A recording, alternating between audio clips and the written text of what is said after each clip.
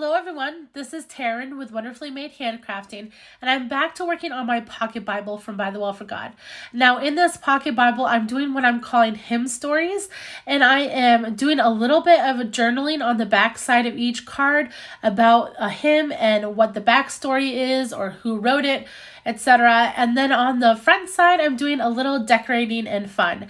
So here I am using a Tim Holtz Christmas die, and I just want a bunch of florals and greenery. And so that is what I'm doing here. I'm just taking some scrap pieces of paper that I had, and I am basically just smushing them down with some distress oxides in different colors, and then I will die cut those out. But in today's hymn, I'm working on the Christmas hymn, O Come, Emmanuel. There are so many reasons why I love this hymn. I love the bright, joyous hymns too, but I love how this is a realistic expectation and anticipation of Christ's return and how he came as a baby as well. So that is something that I really love about this hymn. We don't know much about the author. It was probably written in the 8th or 9th century. It was obviously originally written in Latin, and monks used to sing it before the Christmas season.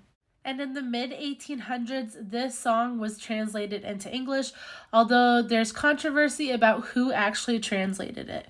On the back of this card, I did end up writing a quote from John Piper, which I'll read to you. He says, "This translation of an anonymous Latin hymn doubles as a prayer for the first and second coming of Christ. It takes us into the mind of old Israel, longing for the first coming of the Messiah, and it goes beyond that longing by voicing the yearning of the Church of Christ for the Messiah, Jesus Christ, to consummate the history of redemption."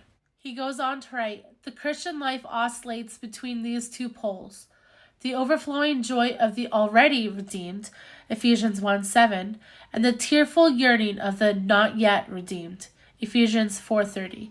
Not that we ever leave the one or the other in this life.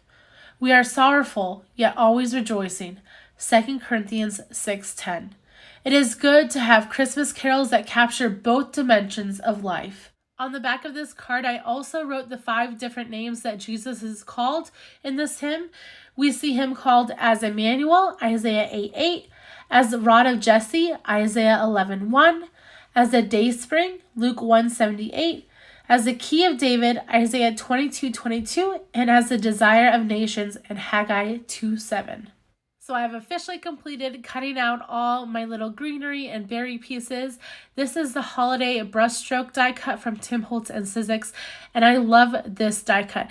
Not only can you use it for the holiday season, but I think it has some great pieces of greenery that you could use all year round. What is also cool about the brushstroke collection is that it has a couple different pieces to layer on top. You could leave it just as one layer, or you can add those extra pieces and add a little bit more dimension. I've decided I'm going to have all the greenery coming from the bottom left-hand corner, and then after I glue everything down, I'll cut off the edges that are poking out, and I'll use those extra pieces.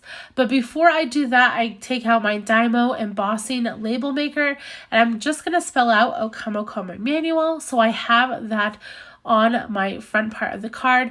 I do need to snip it apart a little bit so I can fit it all on this one space, but I like having it in 3 parts so it kind of travels down the page. What's awesome about the Dymo embossing label maker is that it does have a sticky back like a sticker.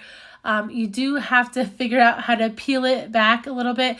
It's a little tricky, but it does make an indentation to try to make it easier to peel back the back side. The only suggestion I do have is that if you're putting it on something bumpy and not flat, you do want to add a little extra glue. So I'm trying to figure out exactly how I want this all layered. Like I said before, I want everything coming from the bottom left-hand corner. So that is my primary purpose of this. And then I do want some layers going on. So I'm going to start with just gluing down this first piece because I want that in the back, and I will snip the back side off, and then I'll end up using those pieces. So don't ever throw those things away. I am using my Barely Arts Precision Glue and the smallest tip that is available. This is perfect for adding those really thin lines of glue, especially for greenery pieces like this. And you're not getting a lot of smush out from the glue when you use a small tip. I do want to make sure that I'm bringing those green colors all across the page. I don't want the same greens in the same place. That is why I did a darker, medium kind of teal and then lighter on the bottom. I also brought that darker green to the side as well. That's where I'm going to put that little extra piece right there in the corner so that it will fill that area and also bring that green to another part of the card. And then I also have this little mini piece. I was thinking about layering it, but I decided I was going to put it like it was kind of going behind the berries, and that works perfectly. I do have a little bit of empty space in these couple areas on the page, and I could have made more greenery pieces, but I just didn't want to get all that stuff out again.